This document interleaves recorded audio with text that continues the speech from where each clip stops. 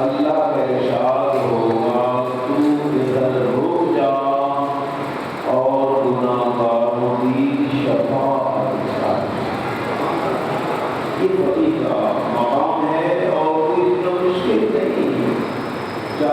حدیثیں ماشاء اللہ جو لوگ کتب احادیث سے مربوط لوگ ہیں وہ جانتے ہیں کہ اکثر علماء نے یہاں بہت بڑی بڑی کتابیں لکھی ہیں۔ ایک کتاب وہ اربعین کے نام سے بھی لکھتے تھے، اربعین کا مضمون 40 حدیثیں ہر عالم بزرگ جہاں دوسری کتابیں لکھتا تھا وہاں معصوم کی 40 روایات کو بھی وہ ایک علیحدہ کتابی شکل دیتا تھا تاکہ معصوم کے اس فرمان کے مطابق اس کا حشر نشر فقہا کے ساتھ ہو۔ اور تیرے مذہب کے جو علماء گزرے ہیں اور معصوم کے شاگرد، یقین کرو ایک صحابی امام علیہ السلام 30 ہزار حدیثوں کا حافظ ہوتا ہے۔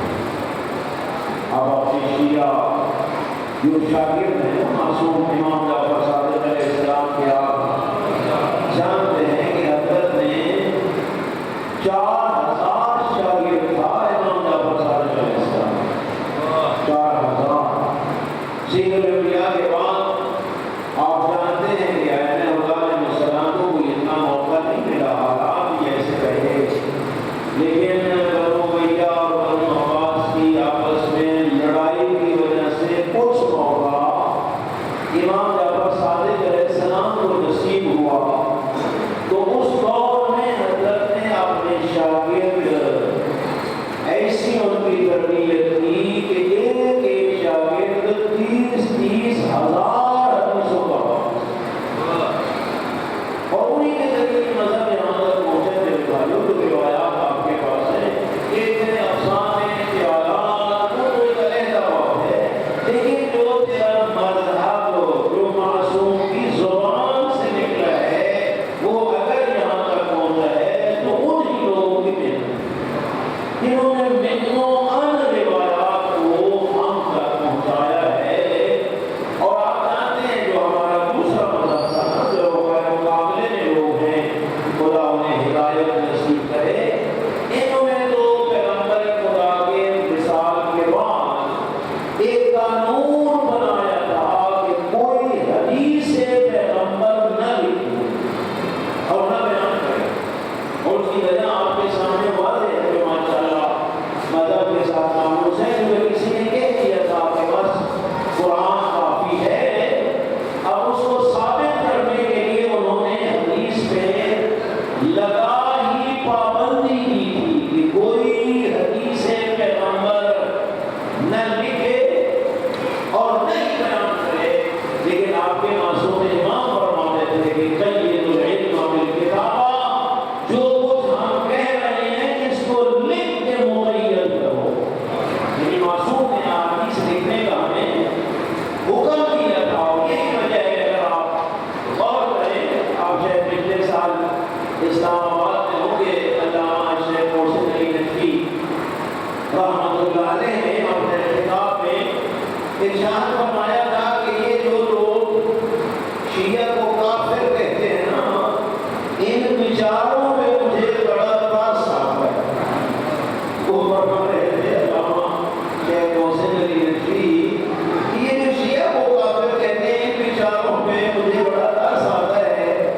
اس کی وجہ یہ ہے کہ یہ روایت ہماری کتب اربعہ میں بھی ہے اور ان کی سیاستہ میں بھی ہے کہ اگر کوئی کافر کو تو کافر کہے وہ تو ٹھیک ہے، کافر کو کافر کہنا درست ہے، لیکن اگر کوئی مسلمان کو کافر کہے تو وہ مسلمان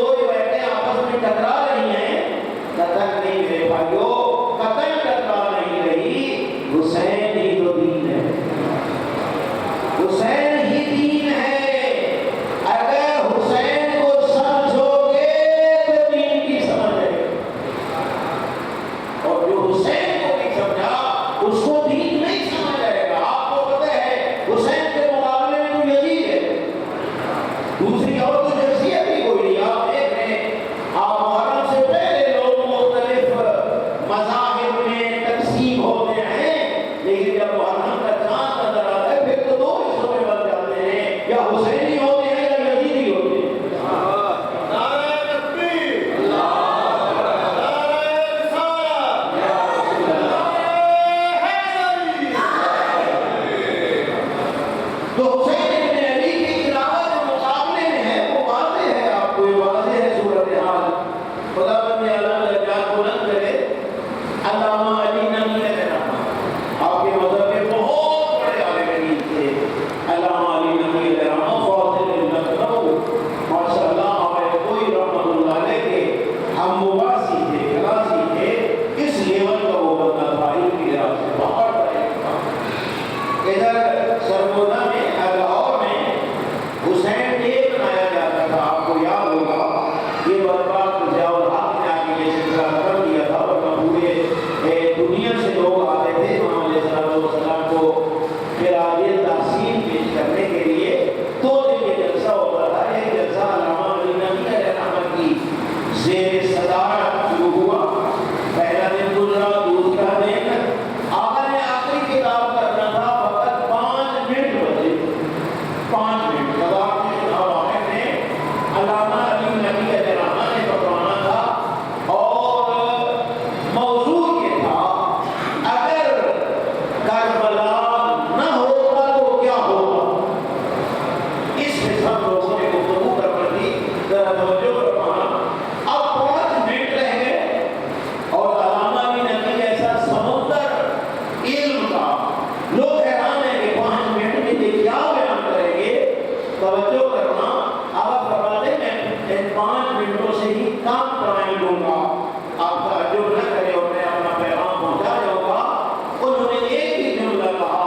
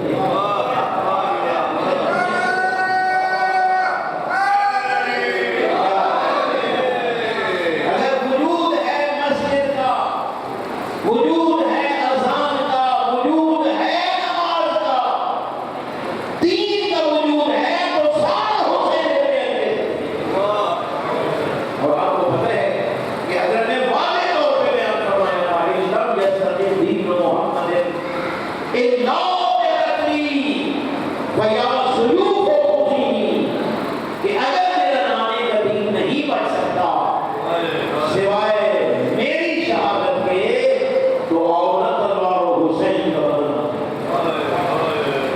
یہ کیوں حضرت نے کیا فرمایا کہ سارے اس انقلاب کا مقصد دین کو بچانا ہے, نامے کے دین کو, کوئی نیا دین نہیں.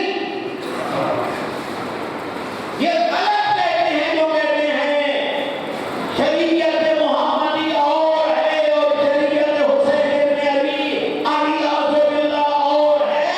نہیں, شریعت محمدی کا ہی محافظ حسین ابن علی ہے. کسی اور شریعت کا وجود نہیں. حسین ابن علی اسی نامے کے دین کا تحفظ کرنا چاہتے تھے. اور میرے بھائیوں ذرا سوچ بولو نا کہ وہ دین بچ گیا نا, حسین نے کیوں بچایا, کس لیے بچایا نانے کا دین؟ تاکہ نانے کی امت اس دین پہ عمل کر کے نجات حاصل کرے. اسی سے جو انبیاء نے فرمایا بھی تھا کہ میرا حسین کشتی نجات ہے. سید الانبیاء کے پاس ابی ابن کعب جیسے بندے بیٹھے ہیں. امام حسین علیہ السلام تشریف لے آتے ہیں تو حضرت فرماتے ہیں کہ چلو آپ پڑھ لیں, اب اذان ہو رہی ہے.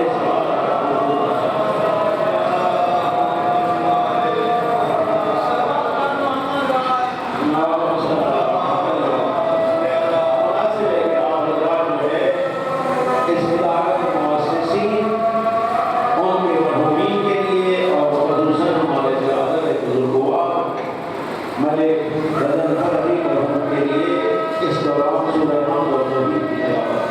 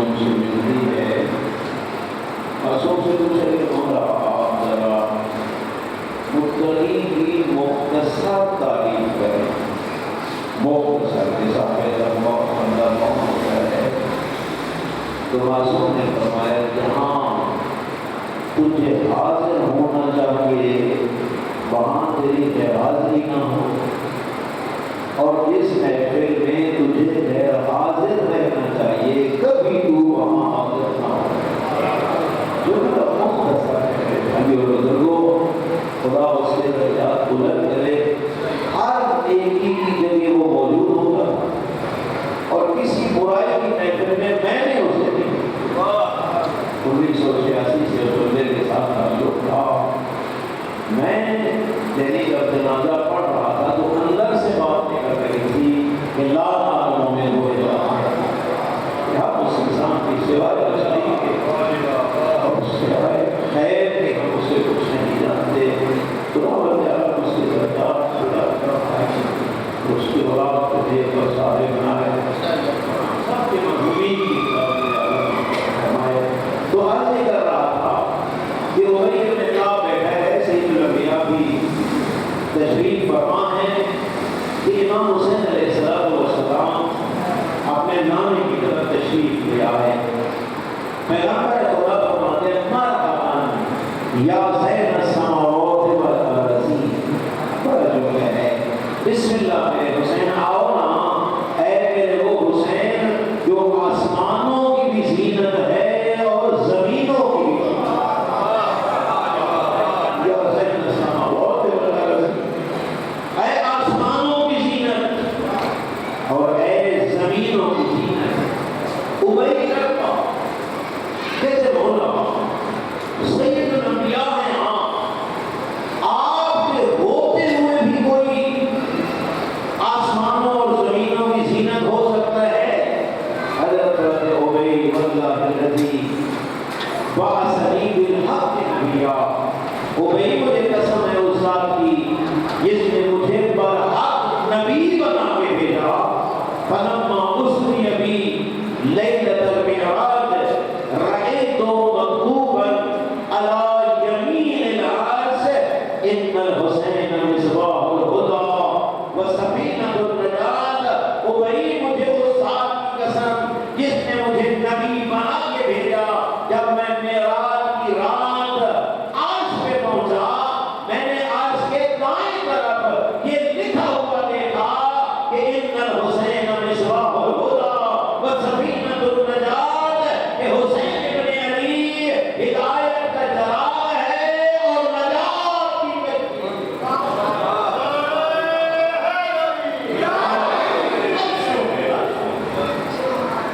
یہ روایت ام المومنین سے ہے. ام المومنین عائشہ صدیقہ وہ کہتی ہے کہ میں نے دیکھا کہ سید الانبیاء تشریف فرما ہے اور حسین ابن علی آئے. پیغمبر خدا نے ہاتھوں پہ اٹھایا، بوسہ دیا، یظاہرہ و یلاقہ. روایت کے الفاظ ہیں کہ حضرت چاہتے ہیں کہ اپنے حسین کو ہنسائیں تاکہ حسین مسکرائے اور نبی خوش ہو. اس طرح جب کر رہے تھے تو ام المومنین آگے بڑھی اور یا رسول اللہ کے اور بھی اولاد ہے، نواسے ہیں، لیکن آپ ہمیشہ اس بچے کی صدقے اور قربان ہوتے ہیں، اس کی وجہ کیا؟ حضرت نے فرمایا وہی افسوس تیرے اوپر کہ تجھے حسین کی عظمت کا بھی پتہ نہیں ہے. وہی افسوس تیرے اوپر، میں کیوں نہ اس پہ قربان ہوں. ہوگا قرۃ عینی و ثمرۃ فؤادی، یہ میرا حسین میری آنکھوں کی ٹھنڈک ہے اور میرے کلیجے کا پھل ہے. کہ سید الانبیاء نے رونا شروع کیا اور کہا عائشہ اما امتی ستقتلہ، میری امت اس کو کربلا کے لگن اکثرا میں بھوک اور پیاست سے بتا دے. اس کے بعد رو کے سید الانبیاء نے فرمایا لیکن یاد رکھ ام المومنین، جو میرے حسین کی شہادت کے بعد اس کی قبر کی جا کے زیارت کرے گا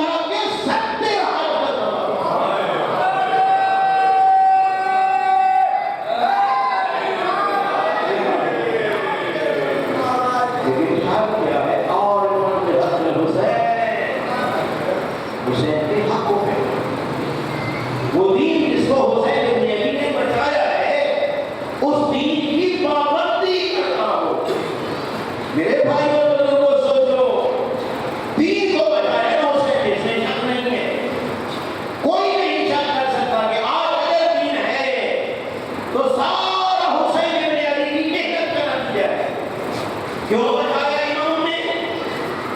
تاکہ نانے کی امت اس دین پہ عمل کر کے نجات پائے۔ جو احکام دین ہیں جن کو میرے مولا نے اتنی بھاری قیمت ادا کر کے بچایا ہے، اس دین پہ عمل کرنا تیرا اور میرا فرض ہے۔ چاہے وہ اصول دین ہے، چاہے وہ فروعات دین۔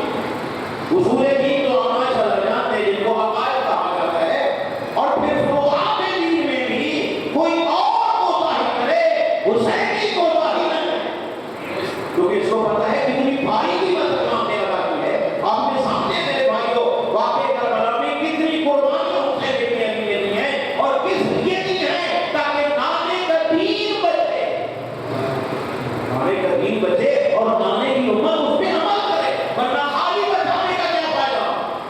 اس لیے کہ امت محمدیہ اس پہ عمل کرے۔ تو میرے بھائیوں اور بزرگوں، عقائد کے بعد اگر کسی عمل کا سب سے زیادہ مقام ہے دین میں تو اس کو نماز کہتے ہیں، اس کا نام نماز ہے۔ اور آپ قرآن مجید میں دیکھیں کسی فروعات دین پہ اتنی تاکید نہیں ہے جتنا نماز اور زکات پہ ہے۔ جو قرآن مجید کی تلاوت کرتے ہیں وہ جانتے ہیں کہ لازے کے بعد آتے ہیں اقیم الصلاۃ وآتوا الزکاۃ، اقیم الصلاۃ وآتوا الزکاۃ، اقیم الصلاۃ وآتوا الزکاۃ۔ کتنی بار نماز کا تذکرہ کیوں آیا؟ یہ مسئلہ مہم ہی اتنا تھا، کیوں کب اتنا مہم ہوتا ہے قرآن میں اتنا اس کا زیادہ کرنا ہے۔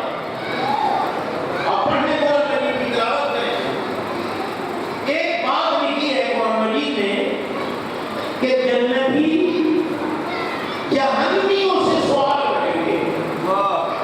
وہ سوال بھی لکھا ہے اور جہنمیوں کا جواب بھی قرآن میں لکھا ہے۔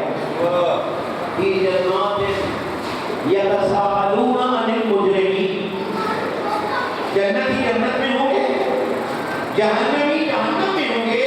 اس آیت سے یہ نظر آتا ہے کہ جنتی جہنمیوں کو دیکھ بھی رہے ہوں گے، ان سے سوال بھی کر سکتے ہیں اور وہ جواب بھی دے سکتے ہیں۔ انداز آیات کا ایسا ہے، فی جنات مومن ہوں گے جنتوں میں، یتساءلون عن المجرمین، سوال کریں گے مجرموں سے۔ بہت بڑا قرآن کے الفاظ میں کافروں سے نہیں، مجرموں سے۔ کافر سے تو پوچھنے کی ضرورت ہی نہیں ہے کہ ما سلککم فی سقر، کہ تو جہنم میں گیا کیوں؟ کافر جہنم میں ہی جانا ہے، کہاں ہوتا ہے؟ کافر سے تو سوال کرتا ہی نہیں۔ غور کریں، آیت میں لفظ کافر نہیں، لفظ مجرم ہے۔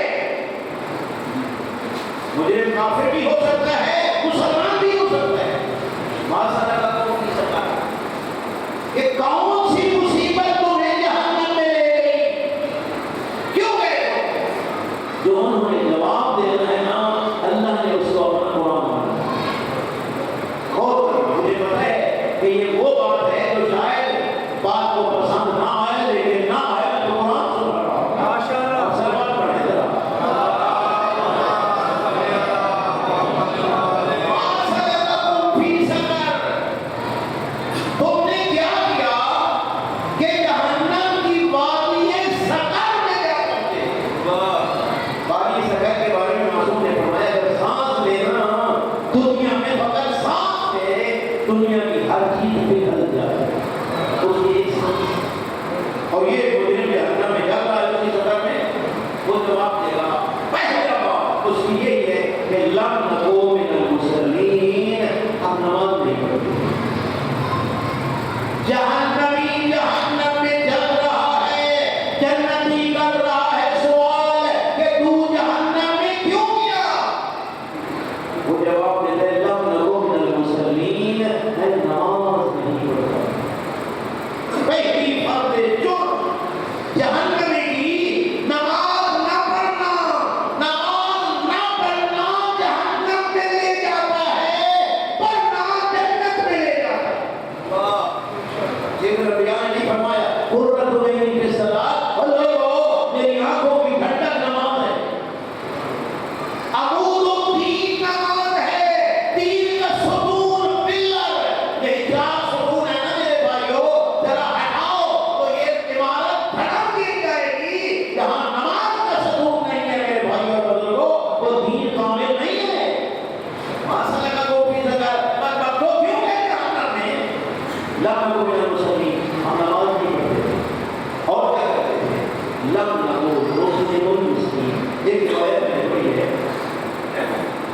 کہ تارک الصلاۃ ملعون فی التوراۃ، ملعون فی الانجیل، ملعون فی الزبور، ملعون فی القرآن، ملعون علی لسان جبرائیل، ملعون علی لسان میکائیل، ملعون علی لسان اسرافیل، ملعون علی لسان محمد صلی اللہ علیہ وسلم۔ سید الانبیاء فرماتے ہیں میں نے تورات دیکھی تو تارک الصلاۃ وہاں مجھے ملعون نظر آیا، میں نے زبور کو دیکھا تارک الصلاۃ ملعون نظر آیا، میں نے انجیل کو دیکھا تارک الصلاۃ ملعون نظر آیا، میں نے قرآن کو پڑھا تارک الصلاۃ ملعون نظر آیا۔ ابراہیم کی زبان پہ بھی ملعون ہے، میکائیل کی زبان پہ بھی ملعون ہے، اسرافیل کی زبان پہ بھی ملعون ہے، پیغمبر خدا کی زبان پہ بھی تارک الصلاۃ ملعون ہے۔ اور ہمارے معاشرے میں وہ مولا ہی ہے نہیں ہو میرے بھائی اور بزرگوں، جس کا علی مولا ہو وہ عبادت ادا کرے۔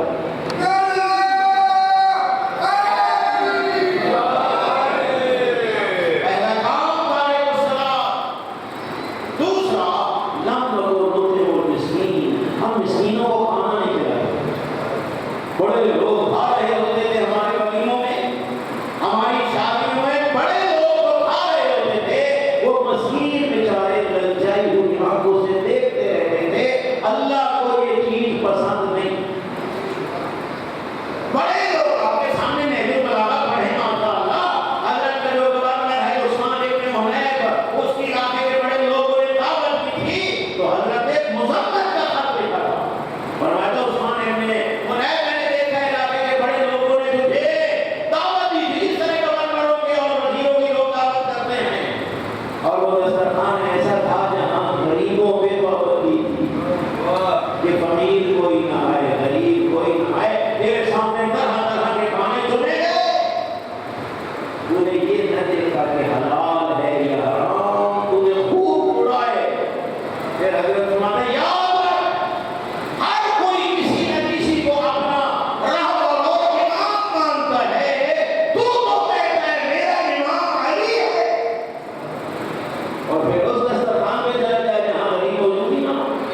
اب بولے مسلمان کی سیرت کو دیکھیں نا، کوفے میں حاکم تھے، حضرت حاکم تھے، کوفے کے یتیموں کو پاس بٹھا کے اپنے نسل مبارک سے دل میں توڑ توڑ کے شہد میں ڈبو ڈبو کے ان کے منہ میں دیتے تھے، یتیم کھاتے تھے۔ جن بچوں کے والدین ہوتے تھے نا وہ کہتے تھے کاش ہم بھی یتیم ہوتے اور آج علی کی گود میں بیٹھ کے علی کے ہاتھوں سے کھاتے۔ اسلام یہ سکھاتا ہے مسکین یتیم کو کھانا کھلاؤ، نہ کھلاؤ گے جہنم۔ بے شک بڑا خواب ہے، نمازی ہے، حاجی ہے، پتہ نہیں کیا کچھ ہے، اور مسکینوں کو دھکے دیتا ہے، وہ جنت نہیں کر سکتا۔ قرآن کے لا تقول رجل مسکین، ہم مسکین کو کھانا نہیں۔ اور کیا کہتے تھے کنا نعوذ مع الخائزین، بدماشوں کے ساتھ بغل ہوا۔ خائزین وہ ہوتے ہیں علاقے کے اوباش، علاقے کے بدماش، ان کی محفلوں کی زینت، جہاں کوئی نیکی کی بات ہوتی تھی وہاں جانے کے لیے تیار نہیں تھے۔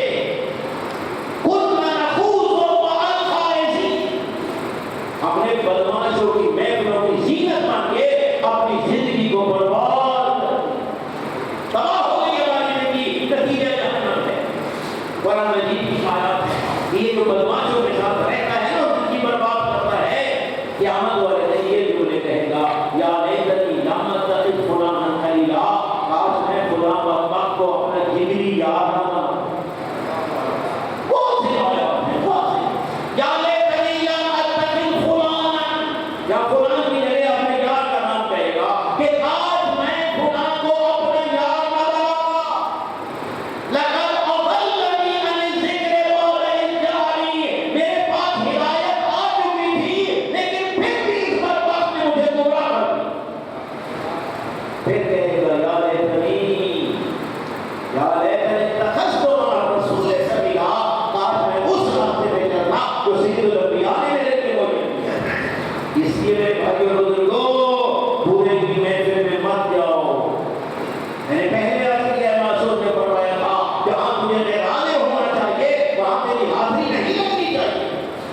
شیعہ کا کیا کام ہے، مومن کا کیا کام ہے؟ بدماشوں کی محفل میں جانا، اذا مرضوا باللغو مرضوا کراما، جو صاحبان ایمان ہوتے ہیں ایسی محفلوں سے باعزت ہو کے گزر جاتے ہیں، ادھر تکنے تک بھی نہیں۔ یہ فرق ہے تیرا اور میرا۔ میرے بھائیوں بزرگوں، اس لیے سوچو چند دن زندگی ہے پھر چلے جانا۔ تاؤ میں دوریس از یوم از ماربت تنہا برا از جان زند یوم از جان و از ایمان۔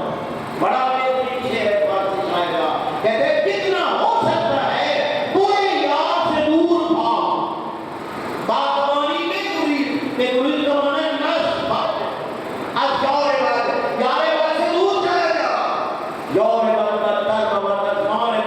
یہ جو برا یار ہوتا ہے یہ زہریلے سانپ سے بھی بدتر ہوتا ہے، اور جن ناز ہم کو کہتے ہیں باغبانی بے گریز از یوم از ماربت، یہ جو برا دوست ہوتا ہے زہریلے سانپ سے بھی بدتر ہوتا ہے۔ کیوں؟ ماربت تنہا برا از جان زند یوم از جان و از ایمان زند۔ یہ جو سانپ ہے نا زہریلا، تجھے ڈسے گا یا اللہ سے زیادہ مر جائے گا تو اس سے بڑھ کے تو نہیں، لیکن جو برا یار ہے وہ جان بھی لے جائے گا اور ایمان بھی لے جائے گا۔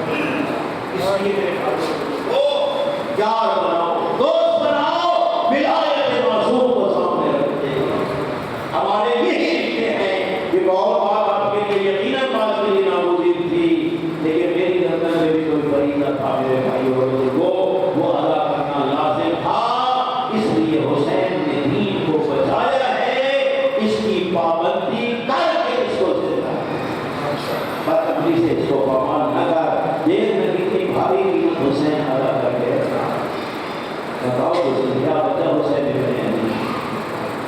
یارو انصار بھی گئے، اکبر جیسے جوان بیٹے بھی گئے، قاسم جیسے شبیر امام حسن مجتبی وہ بھی گئے، عباس جیسے دلاور، اور آپ کو پتہ ہے کوئی اتنا پیارا تھا حسین ابن علی کو یہ بھائی، جب جانے لگے تھے تو حسین زاروں قطار رونے لگے، زاروں قطار، اور جب شہادت کی خبر آئی تھی تو دونوں ہاتھ کمر پہ آ گئے تھے اور یہی کہا تھا